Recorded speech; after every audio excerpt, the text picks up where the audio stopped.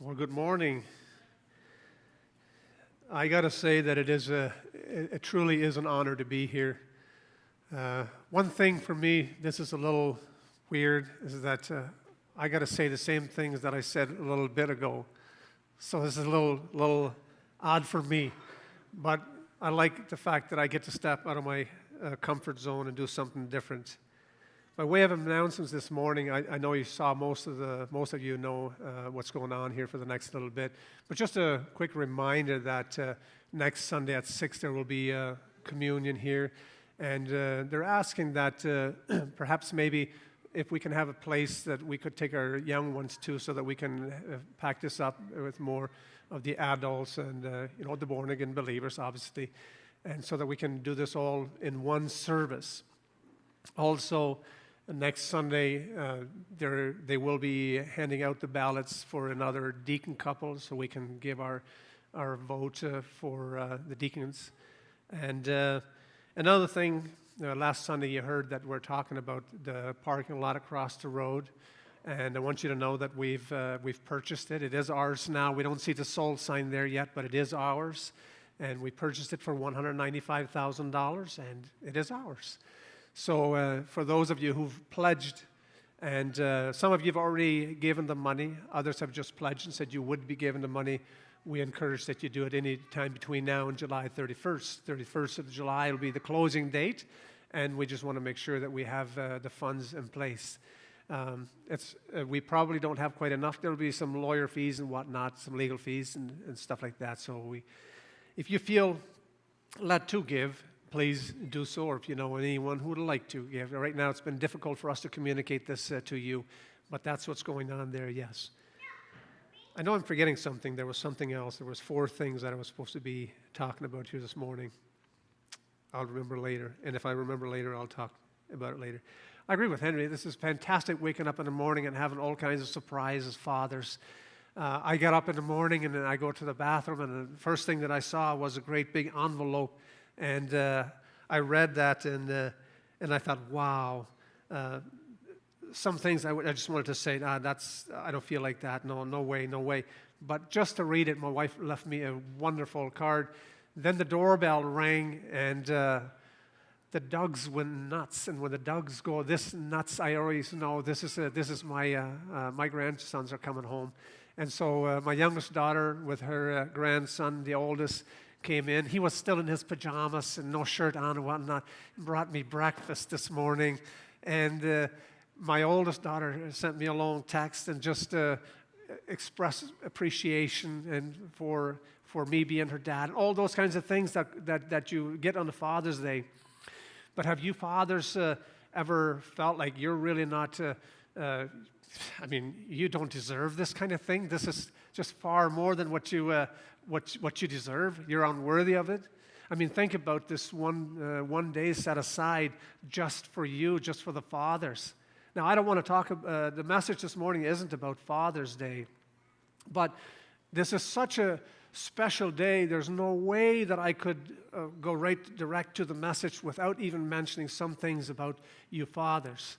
Fathers, we are very, very special to our children. God entrusted us, the children that we have. We are very special, and we shouldn't take it lightly. But I wondered what it must be like a father to be a child in a fatherless home.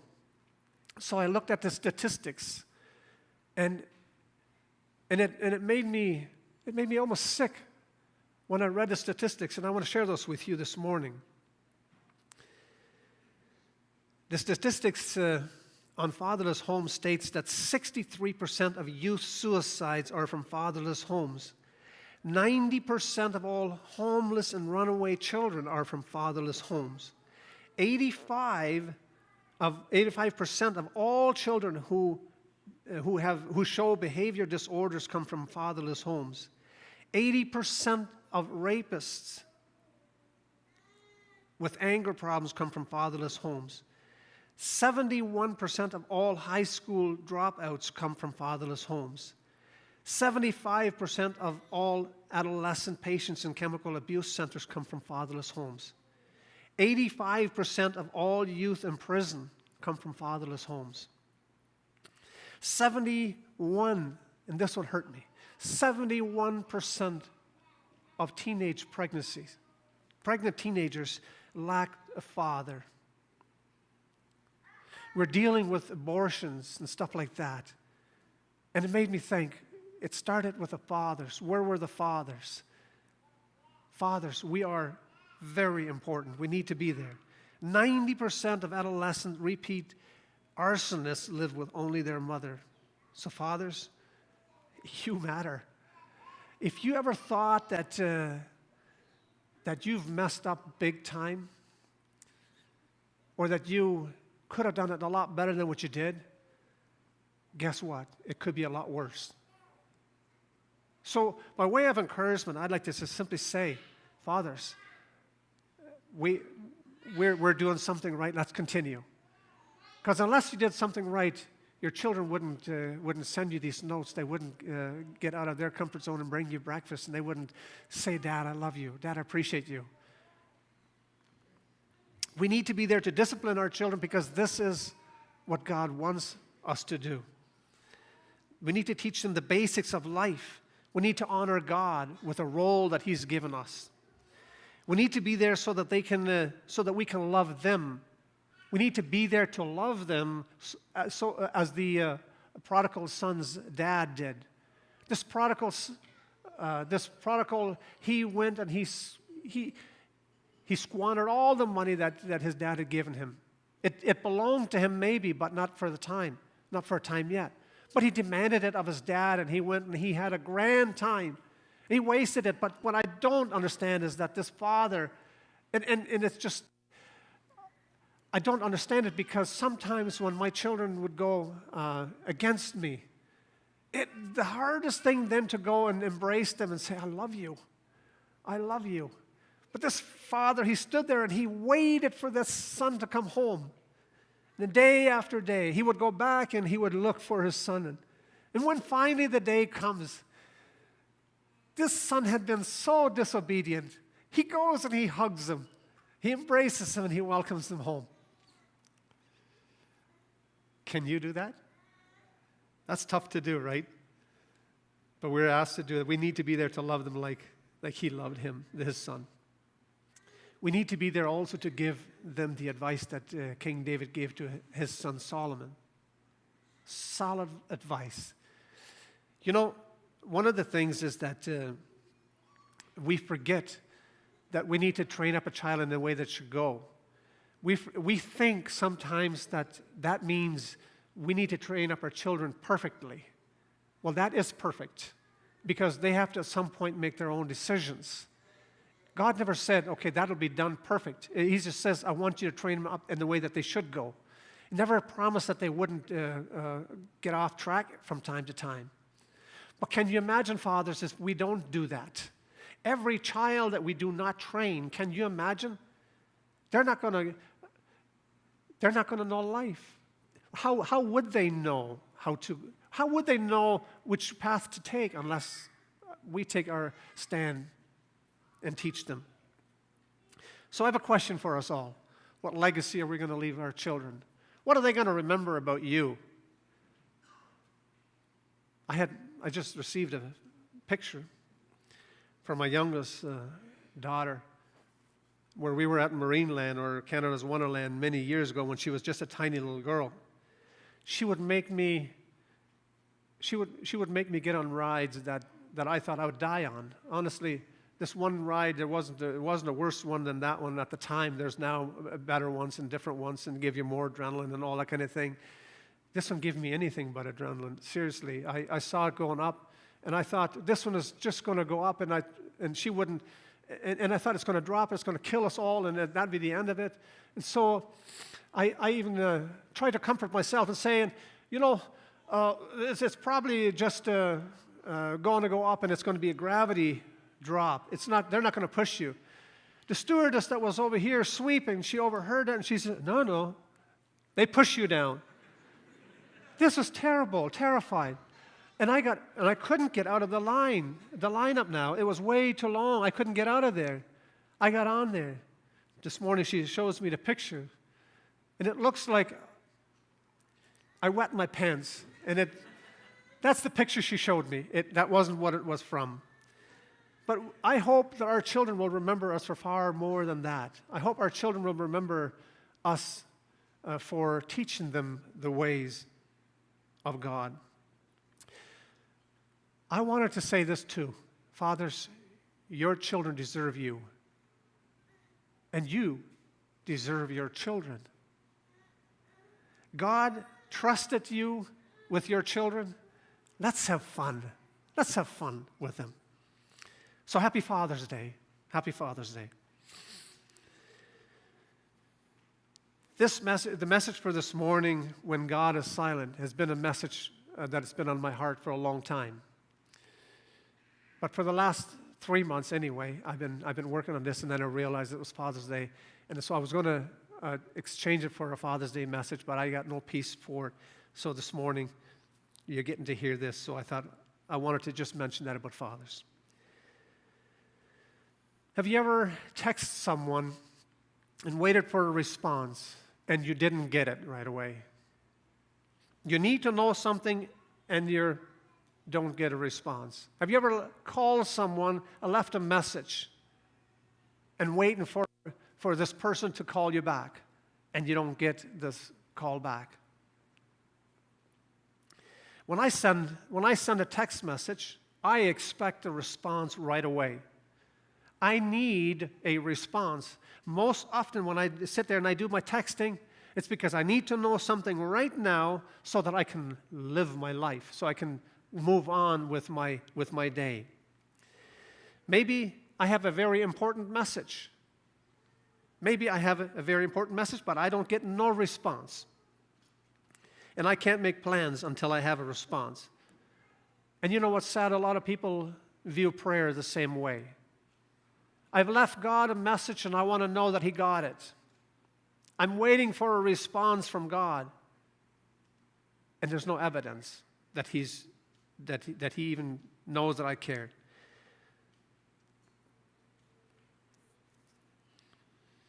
When I receive a phone call, sometimes they'll bring me a note and they'll say, Frank, you need to call so-and-so back. I look at it, and depending on the priority, if it's a low priority, especially salespeople, I push it off a bit, and sometimes I don't even get back to them at all. But then I wonder, what is God up to? Why isn't He answering? We wonder that sometimes. Why is God not answering our prayers? Why is He not listening? Is He too busy? Am I a low priority? Does He even care? Or is He just simply tired of hearing from me? Not getting your prayers answered seems to be the most frustrating thing in a Christian's life. We're battling these issues in life, and there's no evidence that God has even heard us or that He even cares that He's paying attention. And that's why some people simply say, what's the point? What's the point of praying? I've given up. And you know, I understand that. I can relate to that. I can relate to that very good. I have a couple of friends who have been praying for a long time, and I view them, and I view them again, and there's no evidence that God is even in their lives. There's no evidence that they're even trying to change. And sometimes I get to the point where I'm like, what's the point? And the truth be told, sometimes I don't even pray for them anymore. But then I'm reminded again that we cannot allow our feelings to get in the way. We need to believe God. But it seems like God is silent and He's not paying attention. And we stop praying sometimes. So what do we do when God is silent, or when God is seemingly uninvolved in our lives? Most of us may think that when God is silent, He is upset with us. He is angry with us. My wife and I, when we go to, when we drive, she'll be the first to tell you that I'm never going to make it as a truck driver. I get lost in places that people can't get lost in. I need a GPS sometimes from going from here to home. I'm not kidding you. If it isn't because I don't know where I'm going, it's sometimes because I'm in cloud nine or I'm in daydreaming land, la la land. And if it weren't for her to very often say, sweetheart, where are you going? I would probably end up, I don't know where. So I've encouraged her to simply say nothing. Leave me alone. Just say nothing one time when I do that, and we'll just see if we're going to end up in Mexico somewhere. I don't know. We're going to drive. But so I put the GPS on and put the address in there. And then this voice on the GPS, this is a lady's voice. I put it in there, and then immediately it starts to do this. And it talks a lot, and it talks a lot, and it talks a lot. And it's trying to get me on the right path. And even with the GPS, I'm daydreaming, and I hear it, and I ignore it. I don't do that on purpose. I ignore it, and it keeps talking. As long as I'm going wrong, it keeps talking, recalculating. Please make a U-turn when it's safe to do so. And then when I do that, now recalculating, trying to get me back on path. It gets annoying, you know that? It gets really annoying. I don't know what I'm more annoyed of. Is it the fact that I am so clumsy that I forget to listen or pay attention? Well, I'm bad at hearing too, yes. Or is it something else? But then we go for hundreds of miles sometimes, and the GPS is completely quiet. You know, when this GPS is not talking, it's not because I'm doing something wrong. Now I'm finally doing something right. Now I'm on the right path, and it don't need to speak to me. And I've paid attention. It's finally got me on the right track of where I need to go. I want you to turn with me, if you have your Bibles, to Psalm 13, 1-6. I don't know the setting of this psalm, but there are a number of different settings where this psalm could have been written. For example, David was by God was announced that he was going to be the next chosen king. But when King Saul, who was the king at the present time, finds out about King David going to become the king, it bothers him greatly. And so he's looking to get him out of his life. And he pushes him into the wilderness. And David is seeking to hide from this king for a long time. And maybe that is where this psalm was written. I don't know. But Saul, here in verse 1, it says, "O Lord, how long will you forget me? Forever? How long will you look the other way? How long must I struggle with anguish in my soul, with sorrow in my heart every day? How long will my enemies have the upper hand? Turn and answer me, O Lord my God. Restore the sparkle of my eyes, or I will die. Don't let my enemies gloat, saying, we have defeated him. Don't let them rejoice at my downfall."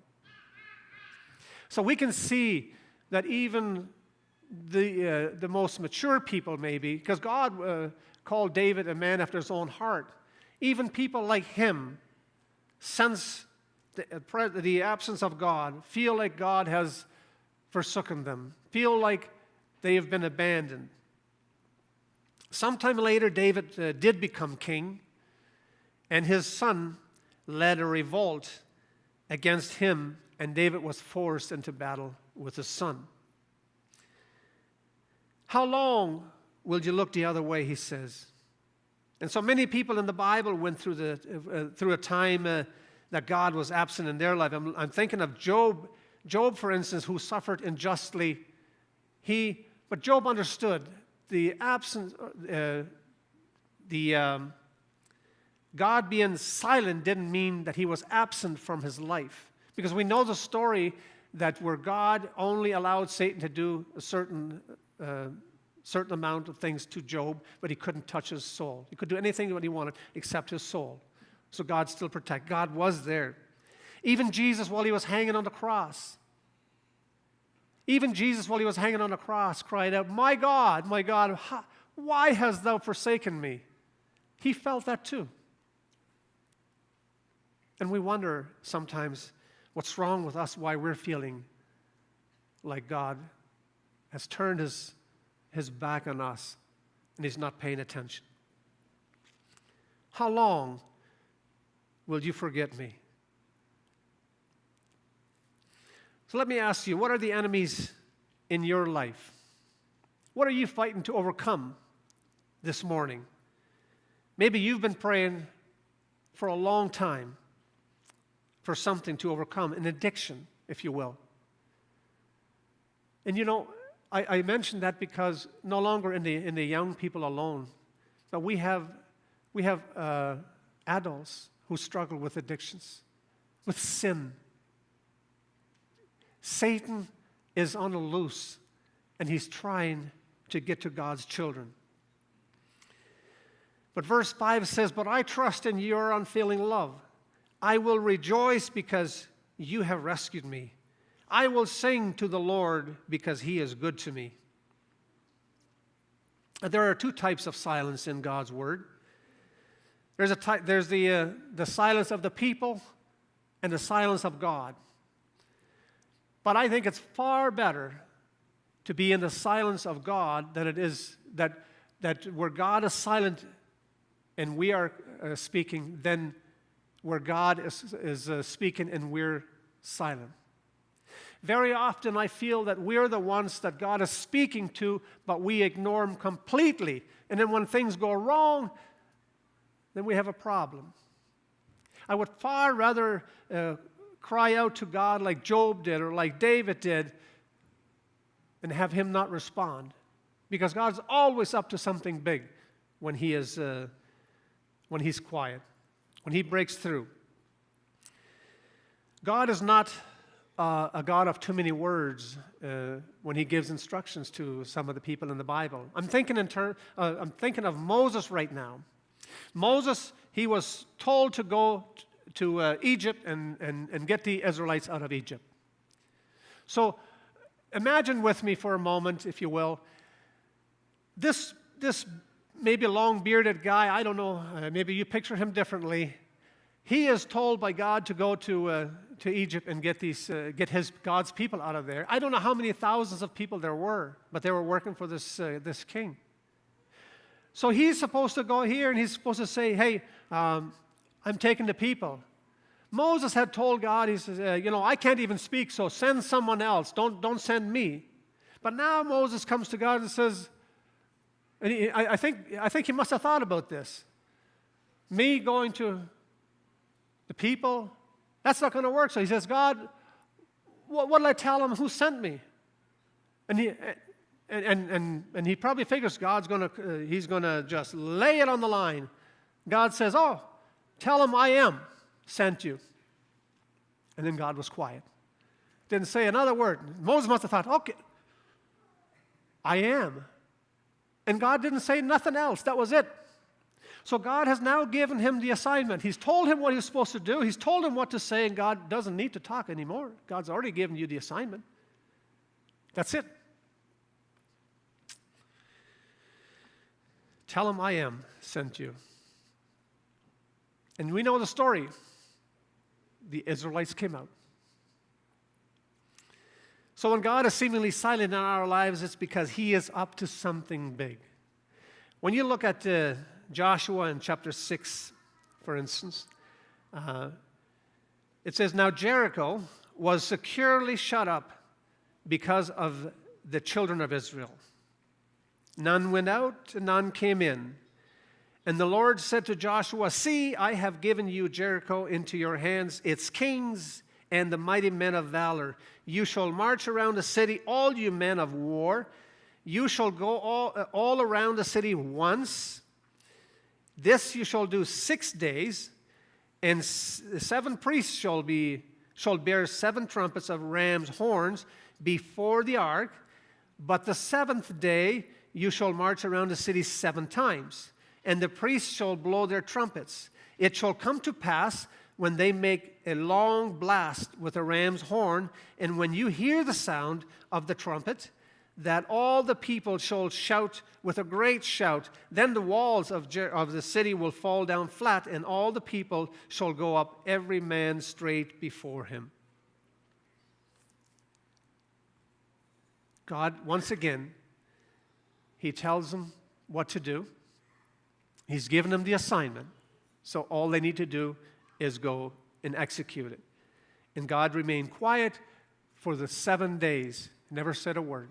God remained quiet. I don't know about you, but very often I would like for God to be right here with me at all. Well, he is. Technically, he is. But we would sometimes rather have him reconfirm. Did you really mean that, Mike? I'm supposed to move that mic, Lord? Why don't you just go do it? Well, wouldn't it be easier if you had confirmation and say, yeah, well, really, that's okay. You couldn't make a mistake that way, right? It would be easier. So the Israelites, they were stiff-necked people. In spite of having seen the glory of God in the face of Moses when he was coming down the mountain. You all remember the story. They made for themselves a golden calf, a god that they could worship. Now, can you imagine Moses is up there pleading for God's children, and he comes down the mountain and he sees a golden calf there. He's probably not even close from coming down, and they're worshiping this golden calf. A God that they could see.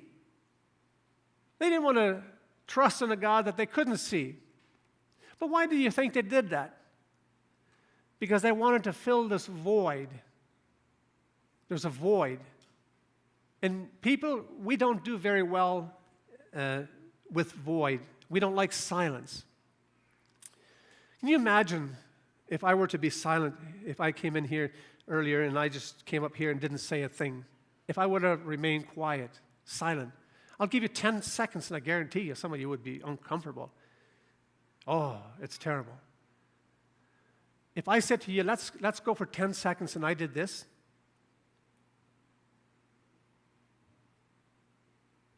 it's not bad, right? Why? Because there's not void. You're seeing something. I'm doing something, right? But what would happen if I were to be quiet completely and just looked at you in your eyes? That's different. Get off of my back, you want to say, right? This is terrible. Well, nobody ooh, it's just something about silence. And, oh, I don't like that. There have been times where I'm not going to go there. So we do not allow God to mold us and shape us into the character of Christ in the process. So we want to speed this thing up. We don't want to sit there and we don't want to. I remember years ago when I went to a Kitchener area for a 3-day seminar, some more on a counseling. This was for counseling. So they take 3 days and they combine it, all of it, and all the guys, the ladies, and there's a whole bunch of us. They trained us how to be counseled and how to counsel others. And so I remember when the guy was. We were told we couldn't lie about our name. I mean, no, we could lie about our name, but not about the questions that he was going to be asking. We had to answer them truthfully. So that means if he's going to be asking me about my childhood, I had to be totally honest about this. We couldn't lie about this. So he's asking all these questions and whatnot, and things are going not too bad, because when he's asking me something, I got the answer. And if I don't got the answer, I'll tell him something, and then I'll come up with the answer later on, and I'll change it. But I never, there's no silence when I'm speaking. No, not when it depends on me.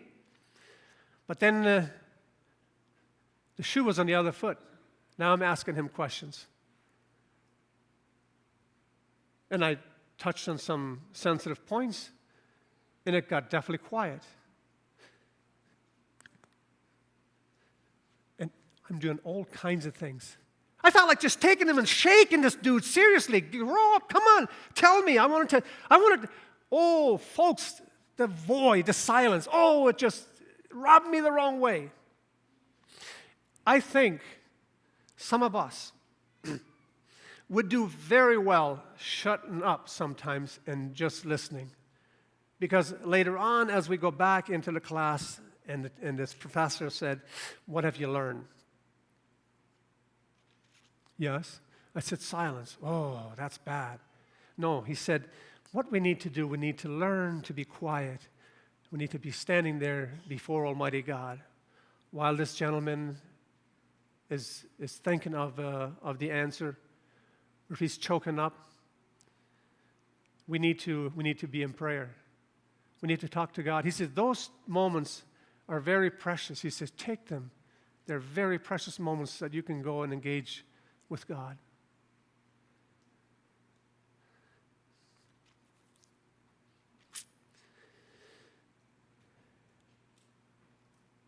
God tells us that we've already conquered our weaknesses that torment us, and that we've already conquered our addictions, our sin, but God says nothing.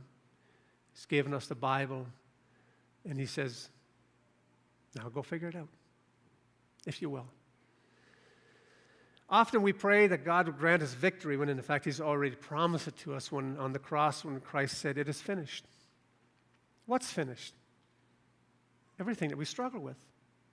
We read in 2 Peter 1, verses 3 to 4, by his divine power, God has given us everything that we need for life and for godliness. He's already given us everything for life and for godliness. We have received all of this by coming to know him, the one who called us by to himself by means of his marvelous glory and excellence. And because of his glory and excellence, he has given us great precious promises. These are the promises that enable you to share his divine nature and escape the world's corruption caused by human desire. So why does God seem silent in our lives today? You know, you have people who have lost their jobs as a result of this coronavirus, this COVID-19. Church doors were closed. Liquor stores and stuff like that, some of those things were left open. And we wonder, how is this possible? And we're praying to God that he would reopen the church doors, he would give us back our jobs, he would prosper our business one more time. And week after week after week after week, 2 weeks, and then it's 4 weeks, and then it's another month, and time goes on. And God seems silent. Surely, I thought to myself, I thought to myself when I saw all these people, these great big people, the huge people, the president involved and everybody else, and these world leaders praying and seeking God and claiming victory. I thought we are on the right track. Nothing happened. Not that day, it didn't. We are on our way out, yes. But our prayers weren't answered. We didn't receive the answer the way we had hoped to. So what does God want from us when he is silent? I believe he required from the Israelites 2 things. When they walked around the city 6 times, and then the 7th time, 7 times. I believe he was looking for 2 things. First, he was looking for obedience. He wanted them to obey his commands. He had given them an order. He wanted them to execute it. Number 2, he wanted them to depend on God, on him. Obedience and dependence he was hoping for. The walls of Jericho, they were constructed because they feared the Israelites. Do you know that Satan fears you? Do you know that you're a huge threat to his kingdom? Do you know that Satan is afraid of you? Read of Psalm 91:7, where it says, 1,000 will fall at your side and 10,000 at your right hand, but you will not be harmed. You know why that is? Where there's light, darkness has to flee. You are light. If you're a child of the King, you are light. You have light living in you.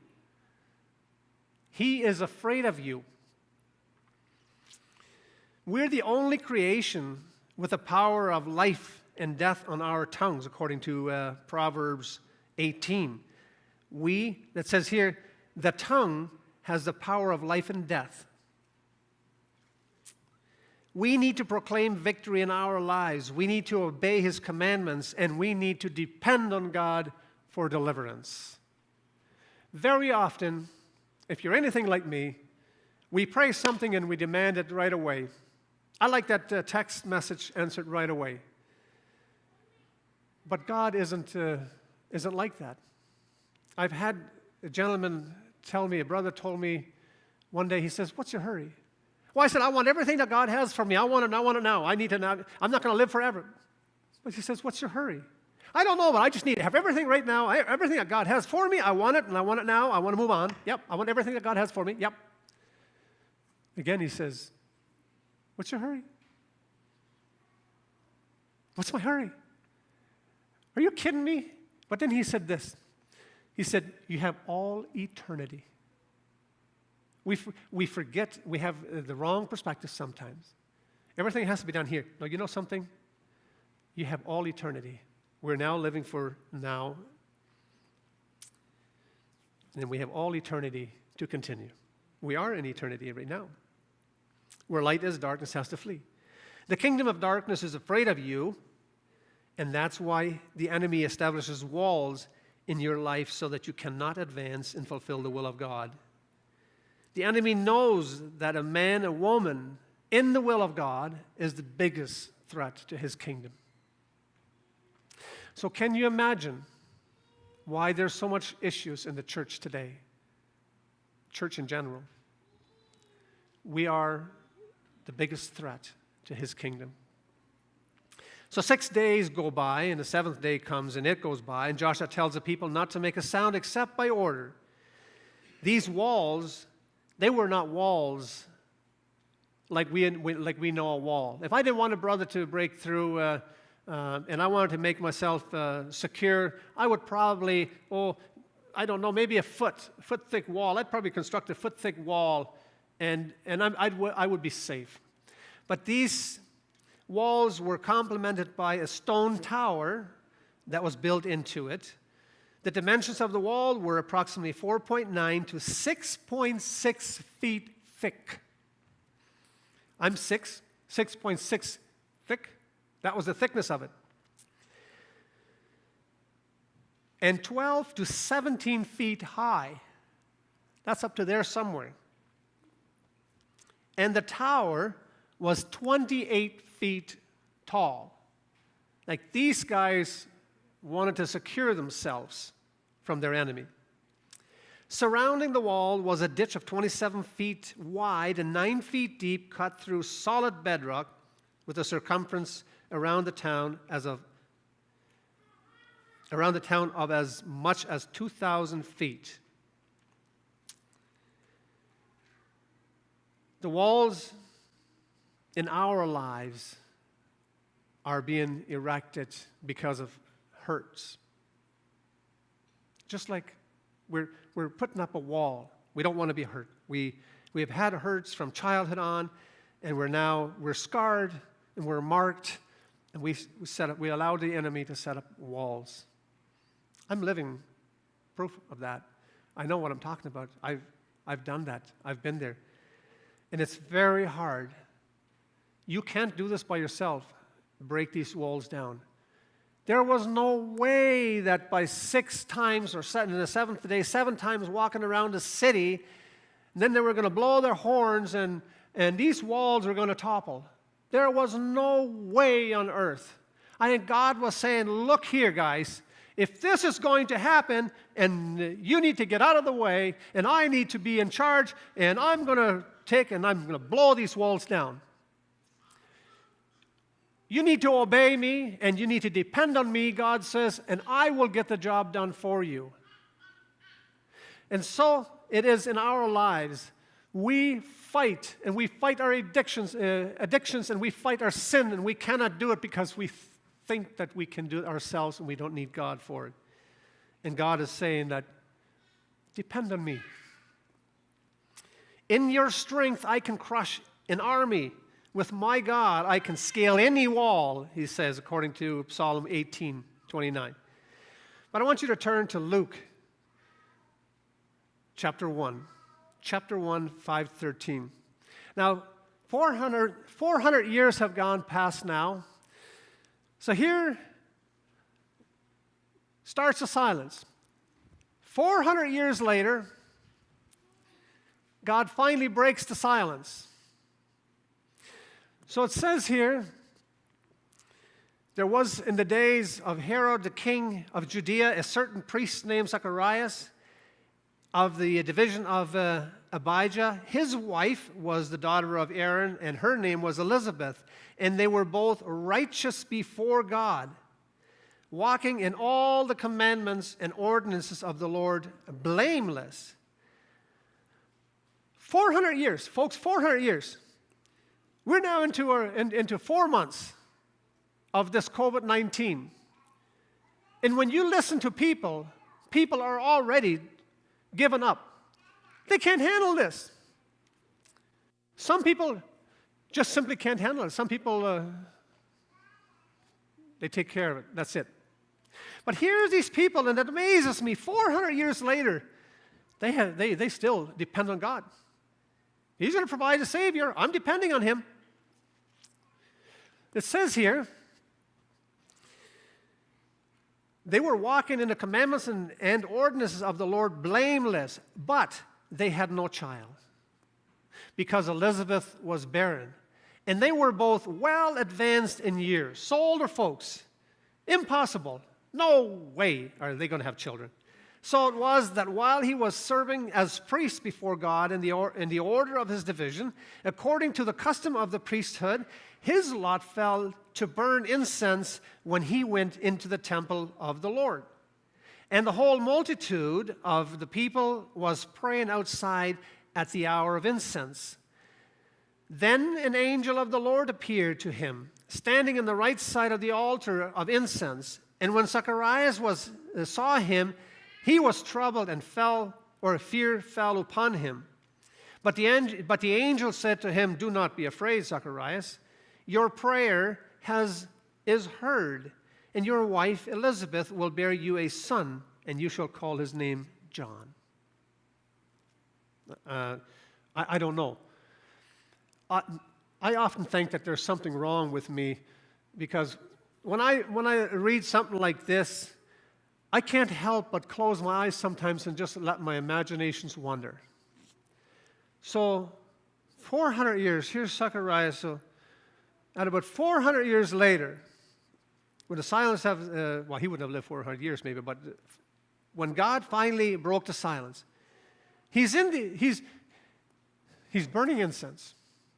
And suddenly there's an angel that they haven't heard from God for 400 years. And now there's an angel. Woo!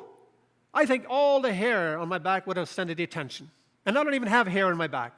But I'm just saying, these people, they depended on God. They obeyed God's commands, and they depended on God, and God delivered. Now, listen to this. So the angel standing there, he paved, when God, this silence was just pavement for the road of salvation. So let's not lose heart, folks, in our despair. Let's remain faithful like Zacharias and Elizabeth did. So it's worth it. If God is going to remain silent, and if in the silence He's preparing the way of salvation for the world, would you agree with me that it's worth the wait? Whether it be 500 years or more. So John the Baptist is born. He paved the road for our Savior, and you and I are today benefiting from that. Woo! Whew, that's good news. That's worth the wait, I think. That's worth the wait. God always is up to something big when he is silent. So how long have you been waiting for God to answer your petitions, your cries, your prayers? Are you giving up? Or are you thinking that God will somehow, sooner or later, break through and it'll be worth it? Sooner or later.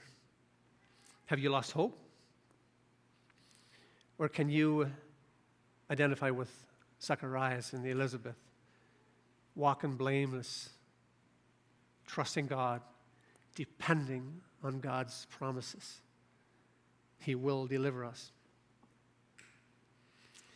In closing, I'd like to ask you this. Why is God silent for so long in our lives? Could it be that he is observing you? I like to think of my Father in heaven as this perfect Father who is looking down at his sinful man. And he looks down at him, and I wonder sometimes if he's proud of me, and he looks at the angels and says, hey, take a look at him. And he just watches me. He's given me an assignment. He's told me what to do, and he's watching to see how I'm gonna do. He sees when I fall. He knows when I sin. He knows all of that. He made me. He knows me. And he's not disappointed. He's quiet, but he's not disappointed. And when he speaks to me, it's because he wants to get me on the right path. He would be hurt. He would be disappointed if I just simply stayed down and I didn't get back up. My Father in heaven knows when I make boo-boos. He is rejoicing with me when I turn from them and I say, I'm sorry, Lord. How many of you wake up in the morning and you sit on the side of your bed and you're like, this is about where the day is going to begin for me. And you pray and you can have earnest prayers and, Lord, allow me this morning to walk in your ways. And you can pray whatever you want to pray. And if you're like me, a couple of hours into it, I've blown it. And I remember, and I'm like, oh boy, Lord, here I go again. And I like to believe that my Father says, I know. Get up, try it again. And as I get up and I move over here and I blow it again. Yesterday was a prime example of that. I'm going to be honest with you folks, because before God I can't hide anything, and I certainly ain't going to try before you. I have problems. Not that should surprise anyone. So I get my laneway paved at the shop, and I have it nicely paved. I like to keep it paved. I like to keep it perfect. I like to keep it clean. So I've got all the ingredients that I need for when something happens. And I think God spoke to me through this. I really do believe that. In the morning, I go past my truck, and I smell gas. Look, no, I don't smell anything. My truck couldn't be my truck. I walk back away, and later on, I go past it again for whatever reason, and I smell it again. I go to the neighbors, and I'm looking at the neighbors, and they're doing fine. And finally, it was time to go home, so I get in my truck, and in my truck, I smell gas. I'm like, oh, we have a problem here. I remembered that I had a jerry can of gas in the back of my truck. I thought it's so hot, it probably burst. No, it had tipped on its side, and it was dripping. I looked under my truck, and I had a spot this big. I lost my cool. I had paid dearly for this, and I lost my cool because now it was ruined. There was 3 spots like that on the other side that I had treated with baking soda and everything else that I could do. And I lost it when I saw this great big spot. Not only did this bother me, but I took my finger in there and I dug a hole with my finger. That's how much I ruined it. And I lost it. I said, God, what the world is going on here, Lord? I've been looking after this. You granted me this, and I'm trying to make the best of this. What's going on? Do you ever wonder that what God is trying to do is get your attention? In my case, I think he's trying to get my attention and say, look, where's your focus? Do we focus on the here and now? Do we focus on, I think there's everything right about looking after what God has granted us. But to the point that you're going to lose focus on what is really important, I think God's saying sometimes to us, he's saying, where's your focus? Depend on me. Depend on me.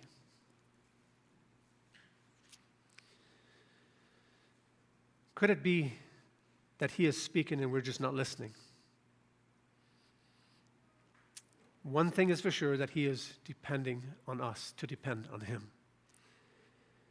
So how can we provoke God to stop the silence in our lives? Here are the answers. Persistence. We need to be persistent. We need to have faith. We need to be constant in our search for God.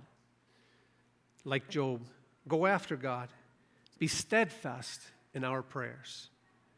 Don't give up just because we can't see the evidence in the lives of those that we pray for, in our own lives. Don't give up.